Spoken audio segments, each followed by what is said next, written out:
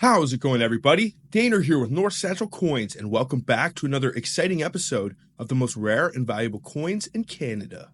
Today we're going to be discussing a Canadian nickel from the year 1957, which, if you weren't aware, can be worth some insane amounts of money. Because these coins were made at the beginning of the Queen Elizabeth II era of coinage in Canada, it makes finding them pretty tricky, but not impossible. And if somehow any of these make their way into your pocket change or you find them coin roll hunting, you definitely want to know what to look for so you don't accidentally let a gem slip back into the wilds of circulation. In this video, we will explore the historical context surrounding the production of this rare and valuable 5-cent coin and delve into why it holds such importance in Canadian numismatic history. Additionally, we will discuss any distinguishing and identifying features, its significance among collectors, and also the potential value if you happen to own or find a legitimate example. Before I do get into this, I would really appreciate if you guys would smash that thumbs up, subscribe if you're new, and also ring that bell notification so you can stay up to date with my new content. And make sure to stay to the end of the video if you would like to find out how much you could get from one of these nickels if you do happen to find or own one. And then, without any further ado, what do you say we get right into it and discuss the Canadian 1957 Bugtail Nickel Error? Let's get it, guys.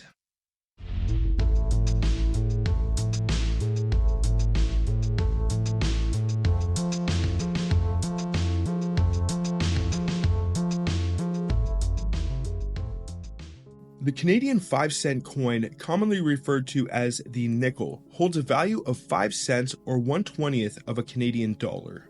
Eventually being modeled after its US counterpart, it became the smallest valued coin in Canadian currency after the discontinuation of the penny in the year 2013. Due to inflation, its purchasing power has steadily decreased, now representing less than 0.5% of the country's lowest minimum hourly wage. Originally introduced in the year 1858, the denomination was initially a small sterling silver coin that is now referred to as fish scales. In the year 1922, a larger base metal version, now composed of nickel, was released, and the Canadian 5-cent coin, as we know it, was released into general circulation. During World War II, Canadian nickels were minted in various materials, such as tombac, chrome, eventually returning to a nickel composition after the war. Additionally, a plated steel version was produced again from the years 1951 to 1954 during the Korean War effort. From the years 1942 to 1962, Canadian 5-cent coins featured a distinctive 12-sided shape reminiscent of the British 3-pence coin. Originally designed to distinguish the copper-colored tombac coins from pennies, this unique shape was retained after the coin's composition changed to pure nickel and chrome-plated steel in the year 1944. Since the year 1982, due to rising nickel prices, coins composed of 99.9% nickel have been gradually removed from circulation, with only cuprow nickel and modern multiply-plated steel coins considered as circulation pieces. As a result, pre-1982 5-cent pieces are highly sought after by collectors and those who are willing to stack them for their precious metal content. Now that I've given you guys a little bit of context into the Canadian nickels from this era, what do you say that we discuss the coin that you are all here to find out about? The 1957 Canadian Bugtail Nickel is a notable error found on Canadian nickels, specifically affecting the Queen Elizabeth II 12-sided nickels minted in 1957. This error is characterized by a small die chip that appears on the very tip of the beaver's tail on the reverse side of the coin. Now, to identify this error on the Canadian 1957 nickels, you need to flip over to the reverse side of the coin and inspect the beaver's tail closely. The die chip that you are looking for is typically located at the very tip of the beaver's tail and will almost appear as a small bead or circle. Now, this die chip is relatively small and often only visible under magnification. It will usually appear as a raised area or a small bump on the surface of the reverse side on the tip of the beaver's tail.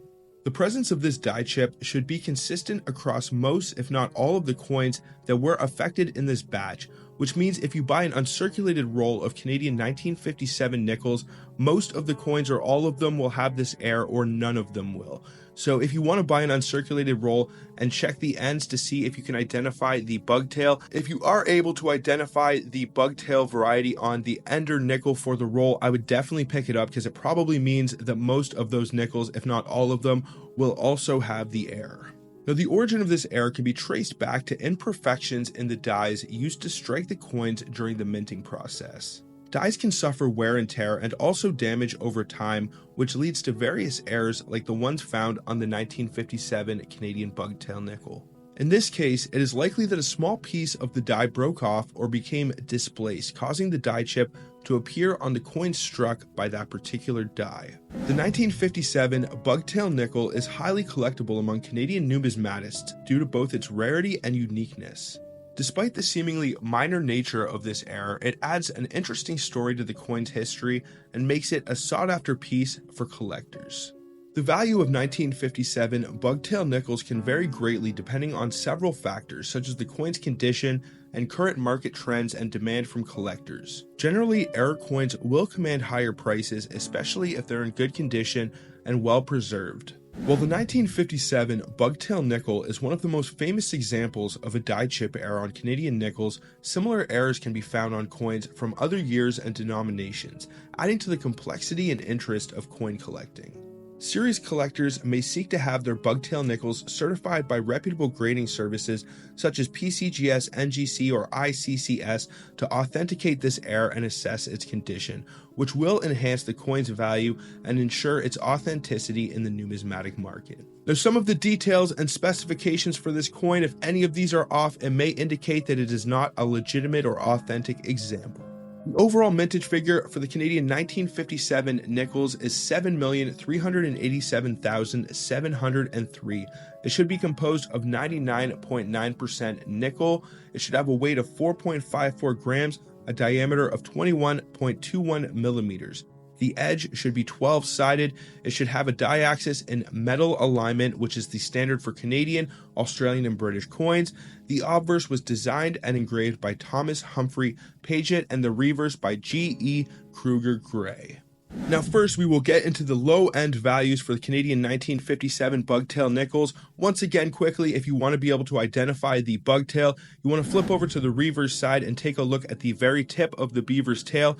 And if you can locate a small die chip, which should appear like a small round bead, then you may have this rare variety. I definitely suggest that you look under a microscope or zoom in with your phone and then get a second opinion if you want to get it graded, but still this is a pretty simple one to identify. Now in terms of the low end value, it does have a premium on the low end. It's not super valuable, but if you find one that's pretty beat up and worn and been put through the meat grinder, it can be worth around $2 for a VG8 example, which is pretty much at the bottom of the Sheldon scale. It can be worth around $15 for an AU50 example. Now, as we start to get into the high-end values and the mint state range, it can be worth around $30 for an MS60. Now, just to give you guys a comparison, the 1957 Canadian nickel without the bugtail attribution is only worth around $2 for an MS60. So that is a huge price jump and a huge premium for a pretty minor error. And the maximum value that this coin is currently listed for is around $500 for an MS65. If you're able to find one and it's scored any higher, I don't doubt that it can be worth up to $1,000 for an MS67 example, but still it does hold a low-end value and it is definitely sought after by experienced collectors and Canadian coin heirs. Now, what do you guys think about the Canadian 1957 Bugtail Nickel Error? What would you do if you ever found one, or if you have ever found any of the coins that I discussed in this video? Please let me know down in the comments. I would love to know. Also, I would really appreciate if you guys would smash that thumbs up, subscribe if you're new, and also ring that bell notification so you can stay up to date with my new content as it is being released. I would also like to announce that my website, northcentralcoins.com, is now live. If you guys would like to go check that out and support my channel, you can purchase the coin roll mats that I featured in all of my coin roll hunting videos, as well as weekly updated articles on Canadian coins. So that is northcentralcoins.com. I would like to thank you guys all so much for watching my videos and all the support. We have big things coming, and none of this would be possible without any of your support. So from the bottom of my heart, I would like to thank you all, but I think that is pretty much going to do it for this one, folks. So until the next one, everybody, peace out and have a good one, y'all.